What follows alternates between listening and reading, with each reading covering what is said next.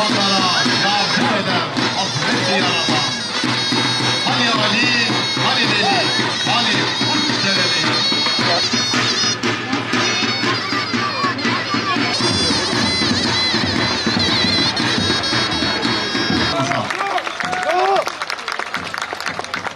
Bir ölüm şerefli esir olmaktan, konak kapısına uşak olmaktan, aslanın yaptığı bir mübarektir. Gece yaptık biz, gece yaptık biz.